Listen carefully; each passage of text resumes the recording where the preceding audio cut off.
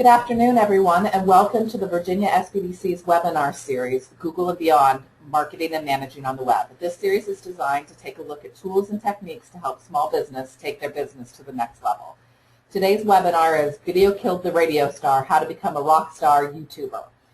All of our Google and Beyond webinars are presented by Ray Sidney Smith of W3 Consulting.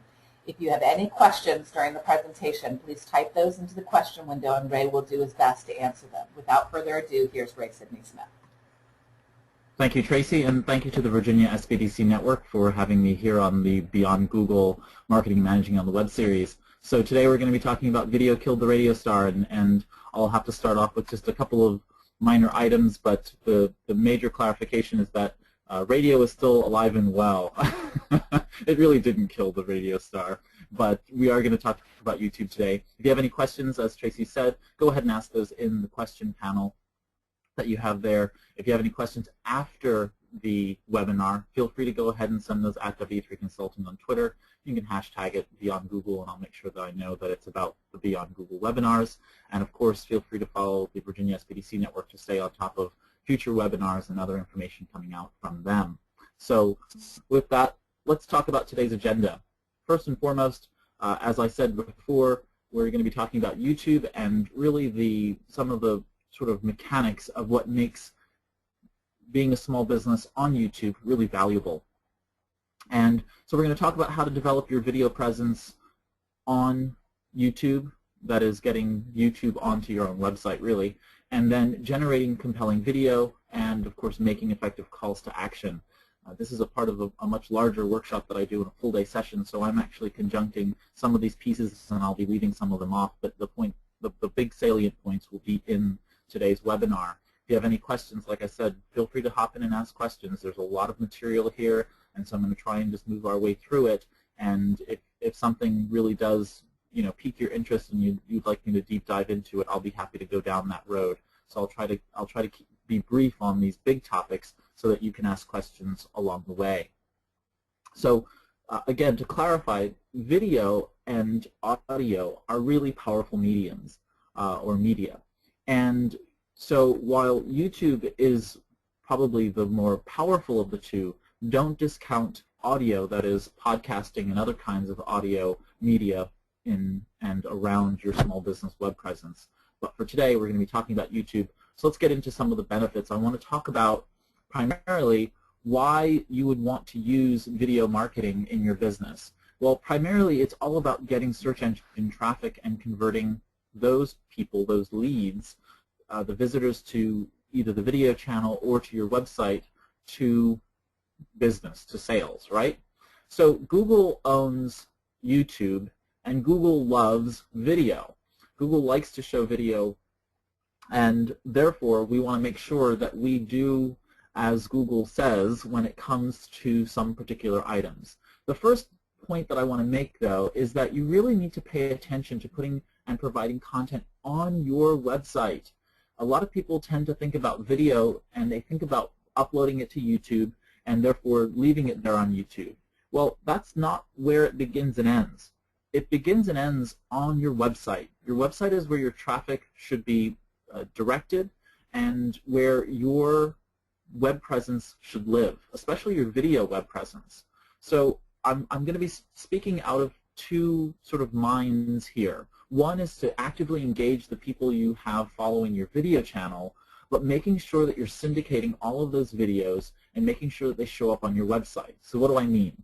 You produce a video. Let's just throw ourselves forward into the future. You've now produced yourself a video, and you're going to take that video, and YouTube gives you the ability to what we call embed the video on your website. What that really means is that you're going to take a little bit of code, a little bit of HTML or JavaScript or whatever they give you, and you're going to paste that into the coding side of your website. It's not difficult at all. It'll take you about 5 minutes and a couple of YouTube videos to be able to accomplish. And then you'll have the video literally display on your website. Now the video lives on YouTube, but the video plays right there from your website. So that's what I mean by having the video on your website. It's really important to have that video on your website or in your blog as a specific article for every single video, because you want the traffic to come to your website where you control your brand, where you control your web presence image. All of that exposure should be benefiting your business. The more traffic you direct to YouTube and the more traffic you direct to other social media, you are discounting the value of your own marketing time and dollars. Okay, so provide that content on your website. Next up is that you need to diversify your search engine exposure. So, of course, Google is important, and YouTube, therefore, is really important when it comes to video marketing. It's one of the largest video search engines out there in the world. However, there are many others, and I won't get into it, but you do want to syndicate appropriately to the video networks that make sense for you. Okay, so not only are you diversifying your search engine exposure by having video in Google, because Google has different search engines basically all mashed into one. So we call Google Universal being the universal search that you normally see when you go to google.com, but then you have all of their various data silos, almost like switching channels on a television. You go from normal Google Universal to videos, which is basically Google Video as YouTube, then to image search, so you go to Google Images, and you can go to blog discussions and other kinds of search, Google News. Well, each of those data silos is supposed to be a relevant channel for you to be able to get the information that you're searching for. Well, video should be one of those. You know, you should be putting some kind or form of content into each of those data silos, into each one of those channels. So you want to make sure that Google Universal gets text content. You want to make sure that the Google Blogs get blog articles. You want to make sure that Google Video gets YouTube videos. You want to make sure Google Images gets photos, so that all of those are driving traffic back to your website. Okay. Finally, more appealing to search engine results pages means that your videos are just larger. I mean, they're plainly larger on a search engine results page. So as we call them SERPs, SERPs display text listings, image listings, and video listings pretty much for the most part. And then of course Google Maps is another one of those channels that shows a map. So in essence, that's an image to me.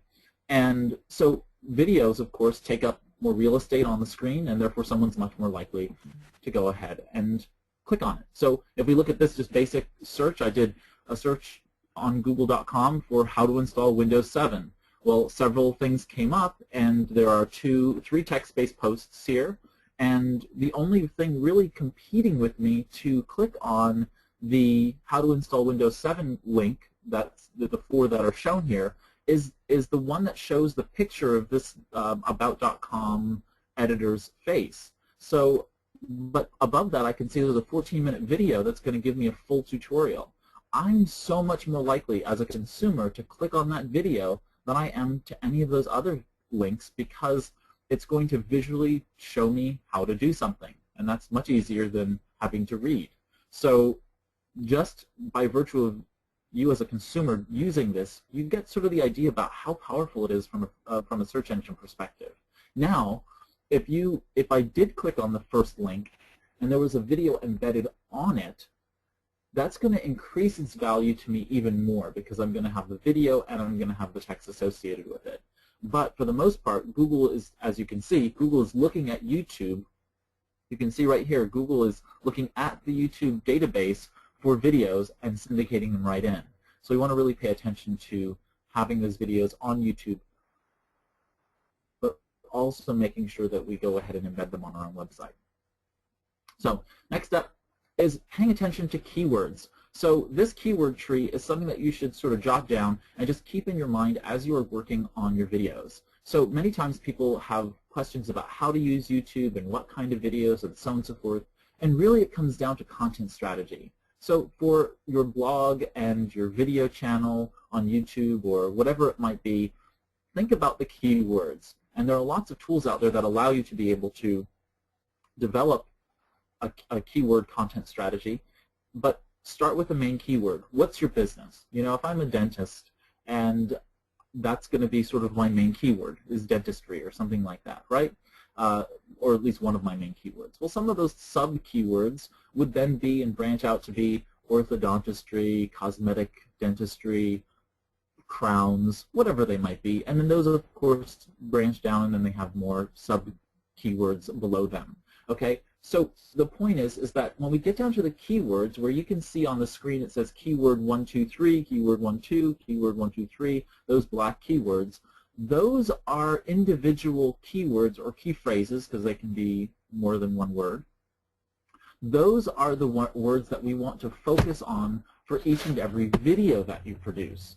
So think about it from the perspective that when you produce a video, very similar to when you produce a blog post, each one is focusing on just one keyword, which does a couple of things that are really powerful for you. It keeps the video short and sweet. It makes sure that your content is focused, and it makes sure that Google likes you.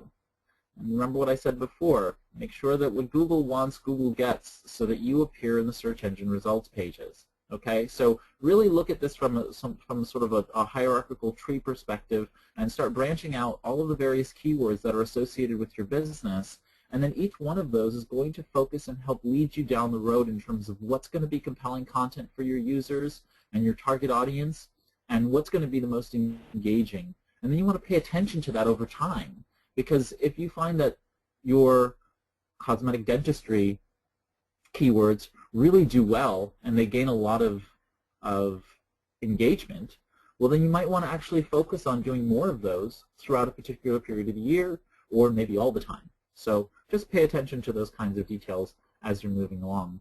I see that we have a question. We're good? Okay, so We're good, Ray. next up, okay, great. So a couple of just video SEO specifics before we get into the material also. I just want to make sure that people get sort of the fundamentals of these things. I know I'm jumping ahead of the game to actually production of the video, but we're not going to talk about the production of the video today, so I want to make sure that I just cover a couple of really important details regarding SEO. When you do upload a video to YouTube, which is a very simple process, and YouTube gives you an editor to be able to edit video live in the cloud, so you can not only just, you have a webcam on your computer or in your laptop, you hook it up and make sure it works. Once it connects to YouTube, YouTube is literally just go to youtube.com, create an account, and it will then allow you to be able to live, capture video and audio, and then you can go ahead and edit it live within the YouTube editor. So you need virtually no software if you don't want to have any additional software. I'm going to talk about a couple of items about that in a little bit, but the point is that you really don't need much to be able to do video today, because the YouTube editor really does so much of it for you. The YouTube ecosystem and platform does it so much for you. But a couple things. One, label and describe the video. So this really is about being on your own website as well as being on the channel. So each video has both a title, a description, and it allows you to be able to tag things. You want to make sure that you take advantage of all of those fields. Google or YouTube wouldn't be giving you those fields if they weren't important to them. It's like when you go to the DMV and you don't fill out one of those fields. They're gonna tell you to take back your form. You're gonna get back in line and wait again because you didn't fill out, whatever it is, your age or something else like that. Well, that's sort of how Google and YouTube works. You need to fill out all of the fundamental descriptive fields that they give you. If they give you a field, complete it. Unless it's absolutely not, applicable, make sure that you complete all the fields. I know that it seems like tedious work, but the tedious work, it's really the details that are going to get you found and the ones that are going to make it worthwhile to people to look for. So make sure that you fill out all the fields. So label and describe the video on the YouTube channel. Okay, then translate that to on-page SEO. On-page SEO means that you are optimizing your website page for Google's search engine computer software that comes around, what we call bots or spiders, that are coming around and searching the web for content. On-page SEO, when I talk about label and describe the videos, that means making sure that the title of the video is also the title of the page that you're embedding the video on, and make sure that you describe the video. This has to be different text usually than the text that you have on the channel. So you want to make sure that you give some descriptive text about it, usually between about 100 and 150 words or so, to let people know what this video is about and what its benefits are to the person who's going to view it. If you can, provide transcripts of the video. So many times if you do a video broadcast from within YouTube, it will automatically try to transcribe what you've said. It tries to create basically closed captionings. The closed captions are sometimes not very good. So it's best for you to do them yourself if you really want them to be clean. Some people do them, some people don't, but they are text content. It's like a really huge benefit to the search engine to see all of the keywords associated with it. I would recommend that you at least do the first couple of minutes worth of the transcription to make sure that Google understands the keywords and knows that you exist. Okay? Don't spam the transcript, by the way. That will get you blocked. The file name and URL of the video should be keyword specific. That means the file name of the video, you might do a video on your desktop and upload it, and therefore you would have a file name that was, how to do X with your business name maybe. All of those with hyphens between them or no hyphens between them, don't use underscores. You would then be able to have a very clean search engine optimized video that goes up. Now the URL is the one that's on your website, and that should match the title of your page, and so therefore it should be something like how to do X with your business name. So just make sure that wherever you have the ability to control text, you want to make sure that you go ahead and identify keywords within those file names and URLs and fields. Again, I see a question.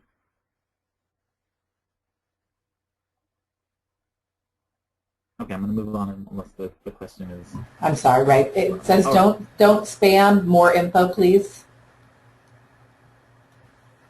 Say that one more time. Don't spam. Don't spam. More info. I guess expand on what you mean by don't spam in your transcripts.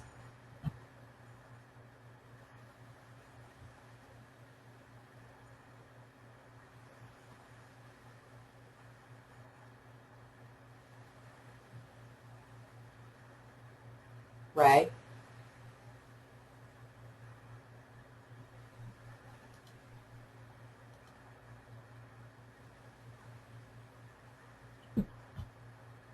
Can you hear me now? Now we can.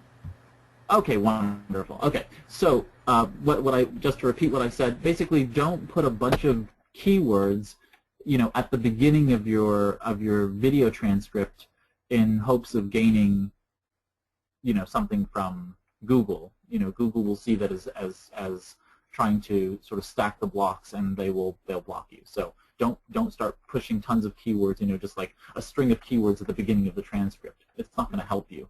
Do it appropriately within the context of the real transcript. Okay.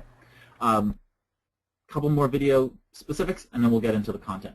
So create inbound links to the video, including using the text video in the link. So what do I mean by that? You want to have inbound links from your website. So you have a page on your website that talks about your business or services. Make sure that those pages that talk about your business, your product or service, is linking to the page that has the video. So you want to make sure that what we call internal inbound links. You want to make sure that you have links outside of your website via social media that link back to your video on your website. And you want to make sure that you include the text video in the actual links. So it might be something like if you create a short URL, bit.ly/how to do X video, small business name. So now when I'm looking at the shortened URL, I know that it's a video because the keywords in it plus the video tells me that it's a video about X. And that's really important to me. It makes it really easy for me to know, oh, this is a video link. I'm going to be able to see a video. Great, let me go to it. So pay attention to that. A little bit of an advanced tip, if you know anything about RSS feeds, go ahead and submit the media feed to Google. So that's an MRSS feed. I'm not going to get into it. It's not worth the time today. But just if you know what I'm talking about, do it. All right. So developing your video web presence, okay? This is something that a lot of people have some trouble with because they're not used to being on camera and or in front of an audience. Sometimes public speaking is an issue. And we really have to start to get used to that as small business owners, that we're really always on in today's society in a lot of ways when it comes to social media and to now video marketing and so on and so forth. What we want to do is we want to be able to make sure that those things that are being recorded have the greatest amount of impact. And your video web presence is one of the most powerful ways to do that. So just a couple of things about video web presence that I think would be really, really helpful to you. I'm going to start off with one that's not on here that I think is really important, and that is your voice. A lot of times people speak in their upper sort of nasal space, and I know that I'm guilty of that too in a normal speaking environment. And what we really want to do, though, is we want to be speaking in the voice that I'm in right now, which is my public speaking voice, right? And that public speaking voice is one that projects. It provides a sense of confidence and a tone of clarity, and not one in which we are speaking in those upper high nasal registers, okay? Those actually are very difficult for video, audio listeners to really grasp onto, because it hurts in some way, shape, or form. It just hurts their listening skills. So we really want to lower the voice into a place of resonance. Okay. The best and easiest way to do that is really to take a deep breath into your stomach. And if you just feel that, just take a deep breath into your stomach. You can do that through your nose or mouth, and you feel that your stomach will expand. That's really your diaphragm at the bottom of your lungs, pulling down and expanding your lungs completely. When you feel that full expansion of your lungs, your register, your vocal cords and so forth actually literally physically drop, and you speak in and out of your chest and sort of deeper in your system. It creates a greater resonance, and it provides a stronger tone. It provides a stronger base from which to speak, and you don't sound as breathless, and you don't sound as nervous, and all of those things. Just a quick tip. I know that a lot of people, when they start doing videos, they immediately start being, they start being really excited or nervous, and all of that anxiety and so forth turns into what looks like a very frantic, sort of spastic view on screen. So deep breaths, that'll slow your brain down, and in general, slow down. People are always too fast and too, sort of jumpy on screen, and as I'll talk about in a little while, those can be very distracting. So I know that I speak really fast, but that's just because I'm a Northeasterner who comes from New York City, so I'm always going to be speaking fast. And actually, I'm speaking slower than I normally do. So that's just something that people have to be and get used to, or I have to, over time, repeat myself over and over again so that people know that they can catch all of the parts of what I've said or what I'm going to say. And so I've just gotten used to it. I just repeat myself every time, with everything that I'm saying, because I know that I speak fast. So just be aware of how your speaking style affects your audience, and make sure that you accommodate for that. So if you're a slow speaker, make sure that you use motion to overcome that so people don't get bored. If you're a fast speaker, make sure that you're repeating yourself, because people are checked out about 40% of the time. You actually hear on the webinar 40% of the time your brain literally shuts down consciously. You've missed, that means out of 10 words of every sentence, you've missed 4 of them. So pay attention to your audience's reality, that they are in their own world, okay? So onto the slide. Content always trumps production quality, okay? I know that everybody wants a beautiful, perfect news anchor studio kind of video, but you're not going to get it on a small business budget all the time, okay?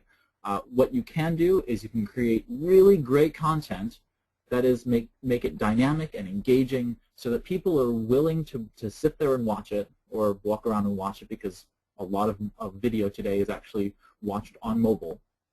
The statistics are staggering, actually, that more, as much video is actually watched on a mobile phone or mobile tablet than they are on normal desktops and laptops. So be aware of that as well. But content will always trump production quality, except in this one little minor way, which is that audio really needs to be clear, okay? You can have background wind and you can have other things going on, but you have to be able to understand the person, okay? Which again is why I talked about having that clear, confident tone. You want to be able to really convey that voice across to your audience through the video, because whatever's happening on screen is sort of superfluous if I can't understand what you're commentating is helping me understand what's going on in video, okay? Next up, 30 to 90-second videos are really best. We know that about 50% of viewers drop out of the video at 60 seconds, okay? So we want to make sure that within that 60 seconds, we've really captivated our audience and made sure that we got across the message we were trying to get across in the first place.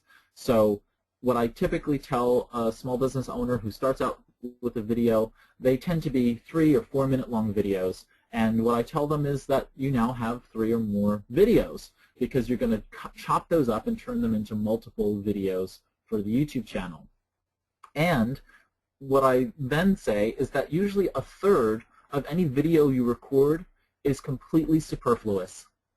And it becomes very difficult to get this across to people. But when you look at a video, and I do this because I'm now doing my own YouTube video channel for W3 Consulting that'll be launching soon, and you look at the video and you have to decide, if I have to cut a third of this out, what would I cut out? And so then you decide which seconds, minutes, or whatever are going to come out of your video. And cutting out a third of your video usually equates to a 50 to 60% increase in full viewership, meaning people will actually watch your video to its end, and engagement, because you've cut out the crap. And really, that's what it ends up being. You have to think about, Twitter, for instance. The beauty of Twitter and the power of Twitter is that I don't have to listen to you pontificate about X and Y and Z and then A, B, B, C, C, and so forth. I get to hear just 140 characters worth of content, which has to include a link or a picture and so on and so forth. excuse me. You have to be really concise, clear, and cogent. And Twitter forces you to do that. Video, unfortunately, because they can be very long, excuse me. Because they can be long, allows bad habits to take over. And so we take that as an opportunity to have 5 and 16-minute long videos, when in reality they could be much shorter. Now, I'm not saying that you shouldn't have 15-minute videos. Say if you have a news broadcast type show. I'm launching one that's sort of similar to that. So they're going to be longer videos, and the content will be interesting, so people will want to watch that. But when it comes to videos that are specifically product or service-based, you really want to pay attention to the length of those as being much shorter. So 30 to 90-second videos. If you do longer ones, always cut out a third. It's just a good rule of thumb. Next, respond to people's comments when you upload videos. One thing that you have to realize when it comes to video web presence is that you as a color commentator or as someone who is a video producer now, you're not just putting up video. You're a personality on YouTube, and you have to make it a conversation. So if someone says something, even a thank you, or that's a great job, you have to respond. It's your obligation. It's not just a it would be like you standing in a room with someone and someone walking up to you and saying, "Hey, how's it going?" and you just staring blankly back at them. It'd be rude, and you wouldn't be rude like that purposefully, I wouldn't imagine. So why would you do that in a digital setting? So the same kinds of etiquette really apply in both environments. Okay, finally, it's about reaching the right people. Okay, so pardon my typographical error there, but the point is that it's not about reaching the most people. The reality is that 95% of YouTube videos are seen by less than 10,000 people, that they have 10,000 views or less. 95%, okay? So that top 5% have 11,000 views or more, 10,001 views or more. And those are really for YouTubers who are making money from producing YouTube videos, and they have millions of followers, and they get thousands and thousands upon views for every video they put up. That's not your job as a small business, okay? Your job is to run a small business. Video web presence and building a video marketing strategy is really about being able to get the right amount of traffic for the right amount of business. And it can be hugely successful in that regard if you pay attention to, again, content, 30 to 90-second videos, and making sure that you respond to people.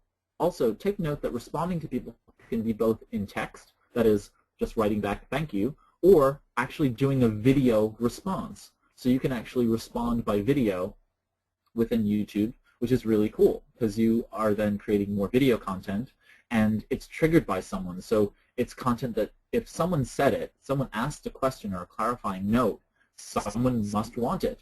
So it actually is much more valuable than the original video. So pay attention to that as well.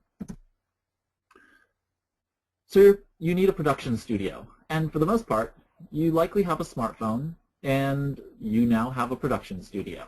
So the idea that, before, as I said, all you need really is your webcam and desktop computer. You can also do most of what you can do on the desktop using a smartphone, like an iPhone or an Android phone or a mobile tablet. So if you have one of those devices and it has a camera and you can download the YouTube app onto it, you're as good as golden. So don't think that this requires, an extreme amount of fancy production studio quality stuff. Daytime light is really fantastic. So if you are thinking about doing this from a daytime perspective, make sure that you go ahead and do it in daytime light. It's usually the best for cameras. But if not, then just make sure you have good lighting indoors, and then you pretty much can do most of what you need to do using the camera. The one note though is that any rear-facing camera, that is the camera that actually looks at you when you look at the screen, those are typically lower resolution cameras. Those are basically worse cameras than the ones that are facing outward, or what they call front-facing cameras. So you typically want to use the front-facing camera because it's going to take the better video and the better pictures, that is, of you than the one that's the rear-facing one. So just a little pointer there regarding those. For those of you who are a little bit camera shy, there are tools out there that allow you to go ahead and use what are called screencasts. And screencasts are basically just recordings of a screen. It's actually what you're seeing right now. You don't see me. You see a set of slides on screen, and you hear my voice over that screen. We're of course streaming this via a web tool so that you can all see it at once. But in the YouTube setting, it would literally just be each individual person loading YouTube, watching your video on screen with your audio moving along with it. They can be pictures. They can be your desktop. They can be slides. They can be a particular software tool. They can be a screencast can be you video recording using your product without you on screen. So it's not your face or anything else like that. It's literally your product or service being utilized, on a flat surface or something like that people can see you manipulating the product or doing something with it. Okay, so you can do screencasts. You can do other kinds of demo recordings, all that don't require your face on camera if you're not comfortable being in front of the camera on screen for most of the videos. There's always going to be some level of you having to be on screen now. It's just helpful for people to connect to a human. Okay. Next up, do we have a question? No, we don't. Okay, cool. So next up, let's start with a video on your home page. Okay. Now this is a really powerful video. I typically talk to law firms that I work with, and I happen to work with a lot of law firms, and what we know is that if we put a video on the front page of an attorney's website, he will get 6 times more leads contacting him than if he had none on his page whatsoever, meaning that his website becomes instantaneously 6 times more powerful, or her website becomes 6 times more powerful just by putting a video on the home page. Okay? And this is what the video comprises of. The 5 W's. Who are you and what do you do? Right? Next up, you're just going to give the primary benefits and maybe the most important feature of your product or service. I say maybe because usually by the time you've talked about your primary benefits, you've gone past the 30 to 90 seconds and you're pretty much done. you want to make sure that your call to action is clear. That is, you're on the home page of your website, and therefore you want to make sure that people know to do that next thing on your website. So what is that next thing that you want them to do? Do you want them to visit your services page? Do you want them to travel over to a resources page? Do you want them to follow your blog, join your email list? That's the one I would recommend. And really engage them in the process. Also remember that when you're on your home page, you know where you are physically. So when you're recording the video, you can actually think about where you are in terms of the real estate on the actual home page. So if you're sitting, say, at the top of the page and to your left on the screen, that is me, the audience, looking at your screen, you're on the right, therefore you can point to your right, which would be then the left of the screen, and you would then be able to say, hey, over here on this sidebar, you can click on this link that will take you to this resource. Take advantage of the fact that you are basically sitting inside that person's computer right in front of them, and you can sort of point down or point up to particular things. So pay attention to those details. I know that it can be somewhat confusing at first when you're on camera, but start to play around with it, because people will really help. It really helps people when you literally point down and say, below me right here is this link, or on the right-hand side of the screen there is this link, and you point to the right-hand side of the screen. It gets people to start seeing the motion, thinking about it logically, and then going ahead and doing it. And that's what it's all about, them doing the action you're calling them to do. So just pay attention to those little things there. Okay. Next up is just a couple of tips. Like I said, keep the video to 90 seconds or less. It's just always helpful to have a short video on the home page. People don't want to sit there for very long periods of time. But the longer your video is, of course, the longer someone will spend on your website, which means the more they're interested. So if you have a 90-second video and they spend 90 seconds on your website, and then they browse the text and go to the resources you directed them to, and so on and so forth, that means they're much more interested in buying your services. So that's amazing. Okay, that's great. We want to keep them on your site. So don't anger them by having, a 3-minute long video with a dissertation about how you got your PhD and blah blah blah blah blah. We don't care.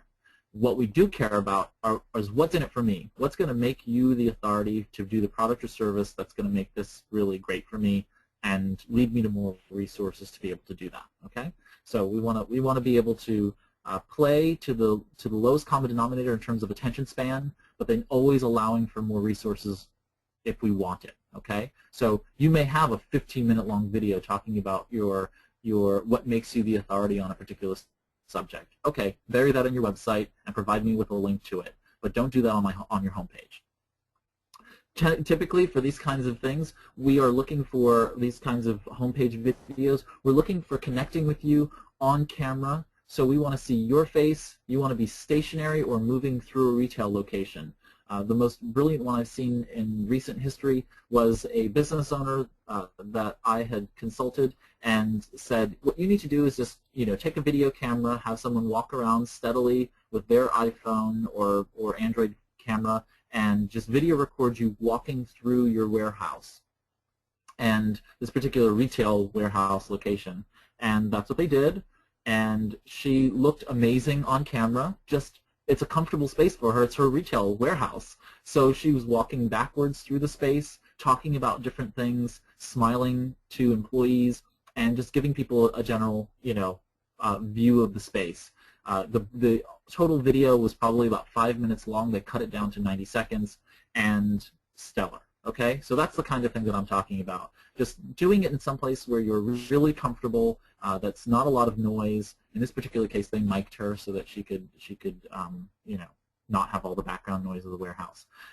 And finally, smile. Okay, it's so important that you connect with people through the universal human language of the smile. So smile at the beginning, smile at the end. People really like the confidence and the tone that is appealing through the universal human smile. That is, unless you are a funeral director or someone works in, you know, a really serious emergency management, that kind of thing, then maybe just be professional, okay? So pay attention to those things. You know, you may not want to smile if you're in a particular industry, I get it, but for the vast majority of you, that's the 95%, maybe even irking toward the 99%, make sure that you are smiling in the videos, okay? It really makes a difference. Okay, next up is the second video I want you to record, and that is recording a video for your channel homepage. Okay, so when you launch a YouTube channel, they give you a homepage, and that homepage has a whole bunch of information on it, and I'm not going to talk about it. But the one thing that you're allowed to do is you're allowed to create a homepage video, and that's a video that always sits, and when someone's not a subscriber, that means I'm not subscribing to your channel yet, you have the ability to go ahead and introduce yourself via video to those people, to those visitors. Again, you want to do the 5 W's. Who are you and what do you do? Second, you want to welcome the visitors to your channel and tell them what content they can expect to see. So if I'm on the channel and I'm watching your homepage video, okay, I know what you do. I know why I'm here. Well, why should I come back again? Really? Tell me. So tell me. Okay, so tell me what content I'm going to see. Tell me that I'm going to see how-to videos. Tell me that I'm going to see tutorials. Tell me that you're going to do interviews with really amazing panel experts. Whatever you're going to do, tell me what you're going to do. And of course, the channel homepage video's call to action is always subscribe. You want people to subscribe to the channel so that they keep getting the videos syndicated to their YouTube feed as well as potentially email, because you can subscribe in YouTube in 2 layers. One is that you just show up in my YouTube list of subscribed video channels, and 2 is that every time you upload a video, I get an email notification of that video. Of course, the ones who get the email notification are more powerful than the people who are just feeds, but by and large, you want to get someone to subscribe in some way, shape, or form. A couple of quick tips. Keep the video to 45 seconds or less. I know that was really difficult, and you're taking half of the time that you would do in the normal homepage video on your website, but it's really important that you keep your video to being brief. The reason I say 45 seconds or less is because I know all of you are going to do it to 60 and to 75 seconds, so at least if I give you the really strict bar, 45 seconds, then maybe if you eke up to 60 seconds, it will be okay. But really, shoot for 45 seconds and don't try to make it too long, okay? You're not going to capture my attention span, and I'm going to bounce. I'm going to leave your video, and I'm never going to subscribe to your page. And I want you to be successful, so keep them short and sweet. These are not videos where you're trying to, you know, tell me the world. This is not the moment to tell me about your, you know, your second cousin's, you know, 3rd wedding anniversary. You know, really keep it succinct, keep it clear, and make sure that we're moving things along. Next up, again, it's typically you on the camera, and so it's you talking to the camera. If you are doing product demos or other kinds of things, you might be a little bit more creative and do it that way. But for the most part, you want to make sure that you're on camera introducing yourself. And again, smile. It can't hurt. Next up is generating compelling video content, and this really comes down to 2 major components as it relates to video content. Did we have any questions about what we talked about in the last segment before I move on? We don't have any questions. Hand, so. Okay, cool. Here we go. So, no, sorry, Ray, we do have one. Would you recommend that we would record a series of videos before publishing? Yes, so I always recommend that you have an editorial calendar, and I've talked about editorial calendars in prior webinars, so just go back to the blogging, any of the blogging ones I've done, and actually in 2 webinars from now we're going to be talking about blogging again, and I'll talk about it back in that webinar again as well, but it's really producing an editorial calendar. So yes, you will always have several videos produced ahead of schedule. Generating compelling video is both a challenge and it's also something that's completely doable, okay? And so we just want to make sure that we pay attention to what we're producing in terms of video so that we're engaging the audience, okay? So you're not going to do product demos if your company doesn't have a product, for instance. That's an easy one. But you really don't want to do product demos if that doesn't speak to your audience, especially on a YouTube channel. You may still produce product demos, but those might be things that you put on your website as a standalone item, as opposed to something that just is something that's a regular piece of content that you're putting out there on a regular basis. You know, you just pay attention to your audience when it comes to those things. I've sort of broken the compelling videos into 4 broad categories. What I call the selfie, which is different than the self-image, but really the selfie is just you on screen, okay? And so for those of you who don't know what a selfie is, it's when people take pictures of themselves with their camera phones and post them all over social media. But the selfie in video are really videos that are you on camera, and they are you talking about some particular subject. So we want to make sure that we are using that for thought leadership, expertise, you know, if you're a subject matter expert of some kind and you're displaying that information, and some kinds of opinion pieces, okay? So if you're delivering some kind of constructive criticism policy, or if you're giving some kind of opinion on how to do something, you would do those all from a selfie perspective, so that we can pay attention to the content, and so therefore watching you helps remove some of the distractions from paying attention to the sort of heady thoughts that are coming at us. Next up is the how-to. The how-to, of course, is pretty similar to video tutorials in terms of screencasts and all of those things. So the how-to. The demo is pretty much showing the product or service live. Okay, so that's pretty much it. And then there's the interview or the panel discussion. All right, and for that I typically talk about the Google Plus Hangout, and so that's usually, you know, either you interviewing one individual or you interviewing a group of people all at once. And so I'm going to show you some examples of these so that you can get an idea, and then we'll move on. Okay, big ticket item. Motion and emotion equals great video, all right? You really have to understand that video is about motion and emotion. You have to show motion in order for there to be video. Otherwise, it's a photograph. And you have to show emotion in order to get people to do something, all right? So what is the motion that's going to happen on screen? You really want to pay attention to not a lot of it. So while there are great performances where there's lots of production value in lots of motion, you can I think about Cirque du Soleil, and you know, seeing them in real life is amazing, but watching their videos produced is even more amazing because they have all of this production value where they can, you know, they have 15 or 20 different cameras video recording every angle of people, and you know, music and amazing orchestra music and all sorts of other stuff going on, and they're producing huge amounts of motion all in front of you all at the same time, and they know how to make you focus on one particular component versus all of the other motion going on. Well, you're a small business and you don't have time for all that, so keep your motion to short and sweet, all right?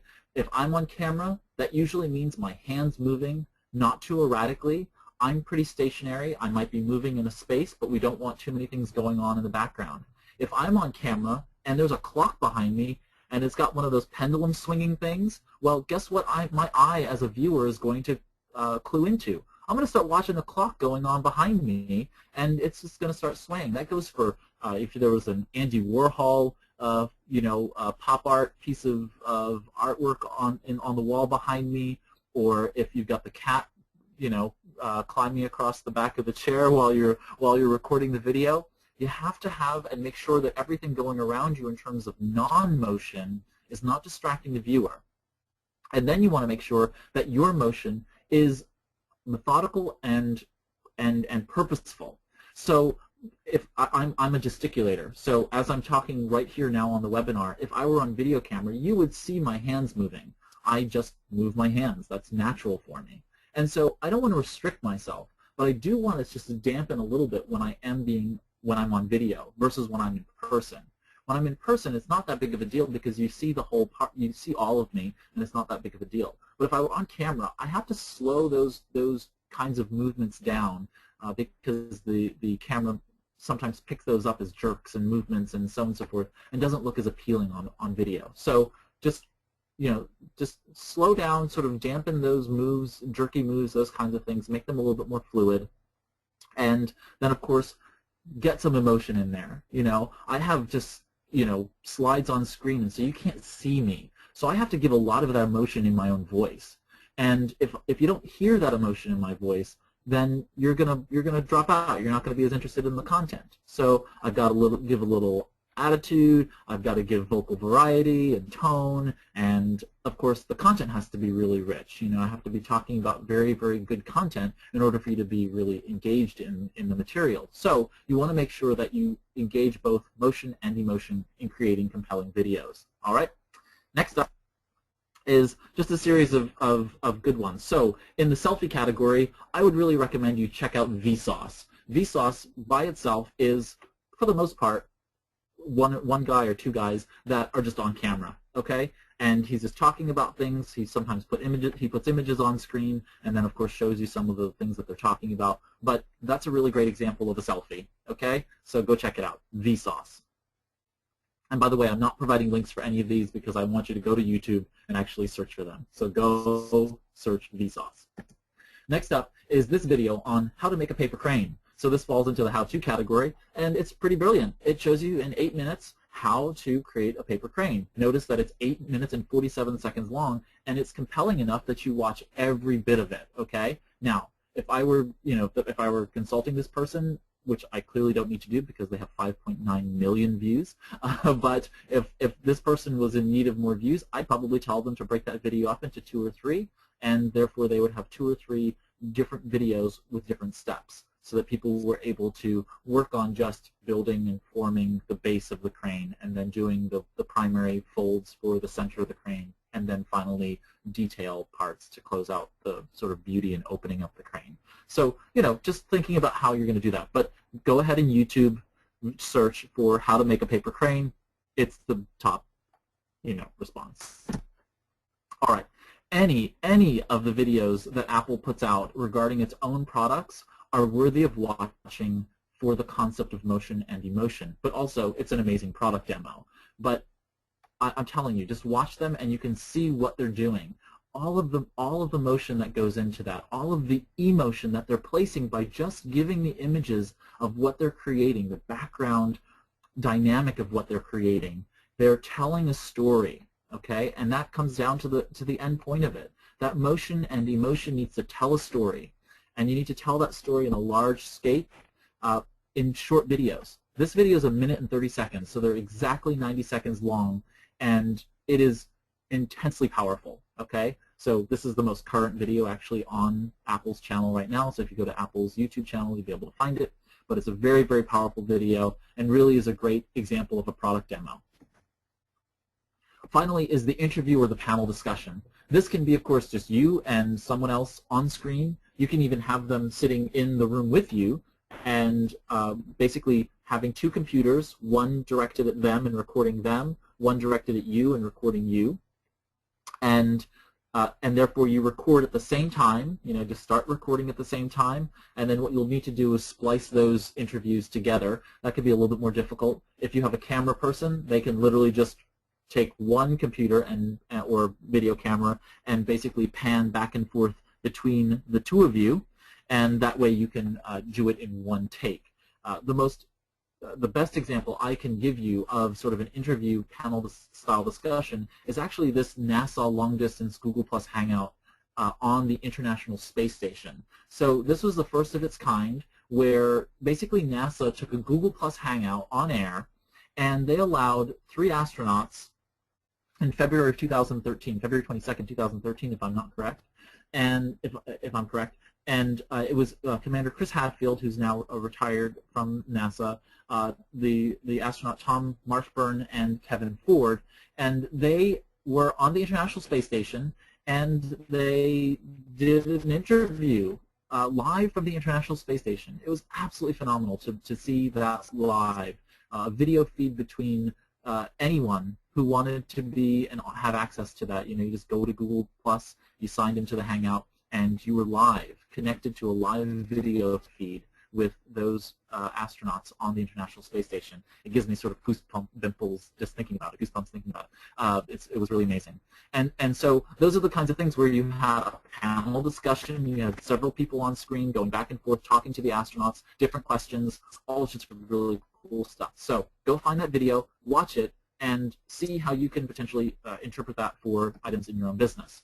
All right, so a little bit of search engine mojo here comes into play. A big tip: playlists are basically a series of videos. So one of the questioners before said, should I have several videos prepared before launching? I say yes, but also you also want to remember that you're creating videos in series. So you may not do all of them one after another. Okay, so you may have a theme for, say, the dentist. Let's go back to the dentist, and that's how to have a crown, implanted. How to get a crown put in. Well, you could do a series of videos literally showing you as a dentist doing the parts of doing a crown. Drilling at the tooth and putting in the build-up and putting on the temporary and then putting on the permanent crown. Now, notice I'm not going to do that at home, so you don't have any care for, I hope you won't do it at home either, but I don't have any care about giving away that content. I'm the dentist. You're going to come to me if you see that I'm a skilled dentist, so you can show those on the video. I may not put all those 4 videos out in succession. Those might come out over the course of a year, but with a playlist, I can show how to install a crown, and now put those 4 videos together once they're done, and those actually get indexed separately by Google. So playlists are like extra oomph once you have several videos in a series that you want to put together. The other really cool part is that you can curate that content, so you can actually create playlists of other people's videos.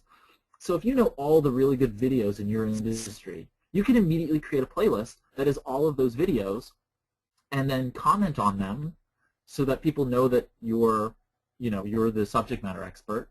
And you could do that in the description of the playlist as well as on each of the videos. And now when someone goes to it, they get some exposure of you. But the really cool part is that it's your playlist, and you can control, if someone subscribes to it, what videos they see in it. So if you create a really valuable playlist, then each of the videos that you add in that's you on camera, or your business that's getting the forward-facing on camera, is sort of sneakily put into the playlist, so that you are getting strategic impact for the videos that people are seeing in that particular playlist. So you can sort of use other people's content in order to be able to boost your own influence. All right, some really quick notes about making effective calls to action. One is offer URLs for specific additional information when you're on camera. So that would, I'll show you an example at the end of this. So you offer a URL that basically leads people to more information, and that could be on your own website or somewhere else, but it's just basically offering them specific additional information. 2 is display a phone number or email address for people to be able to contact you. So that would be similar to my last slide in this webinar, where it shows my contact information and it says, hey, if you need me, you know how to find me.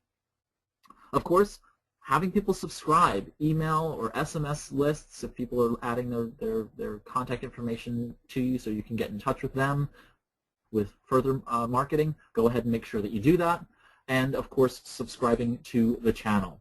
And you want to make sure that people, of course, not only do what you want in terms of call to actions for the outcome of the video, but also to subscribe to the channel so that they continue to get the videos that you're producing, okay? And one of the cool things within a playlist is that if the playlist, is all all of your videos, you can actually tell them, hey, watch the next video. And therefore, people will get interested in that and move along in that capacity. All right, so this is my final slide, and it's just to tell you that, to show you an example of the URL for specific information. So if you want to see more ways that you can use YouTube, this is a really great article that GigaOM put out, just go to that link and you'll find 34 different ways that you can use YouTube for your business. I say go check it out. And with that, I'm going to pass it over to Tracy, and I'll stay for questions. Well, we do have one question. Well, I've got a couple of questions. Any suggestions on naming a YouTube channel? Sure. So they would be very similar to naming a blog or anything else like that. Also, correction, the link on the screen is incorrect, so just disregard that link on the screen. But anyway, so the goal for naming a YouTube channel would be very similar to naming a news broadcast or a blog or anything else like that. So I would sit down and I would brainstorm ways in which your tagline might be able to be turned into the name of the channel. So for instance, I've used W3 Consulting. W3 stands for World Wide Web, and we train small businesses on how to use the web and mobile technology better. And so what we took is Web and Beyond, which is sort of our short, catchy phrase that we typically use, and we've turned that into the name for our YouTube channel. So it's just the Web and Beyond blog, which is our blog, and then Web and Beyond is the YouTube channel name. So sometimes your tagline just lends itself to the naming, and then sometimes you want to name it to be something more keyword specific. So if it's dead on target for how to use a particular product or service, then name it that. And just sort of play around with it. What I would recommend is that you always just ask people in your audience. Come up with several names and make it fun. Have them vote on it. Ask people, see how it feels, how it fits for your purposes, and then stick with it. Okay. Let's see. Do you have any examples of good videos to show? I gave examples of the ones for you to watch. So Vsauce would be a starter for the selfie. I would watch the Google Plus Hangout from the International Space Station. I'd watch Apple's product demo, and I would watch the origami how-to. Well, that's all the questions that we have today.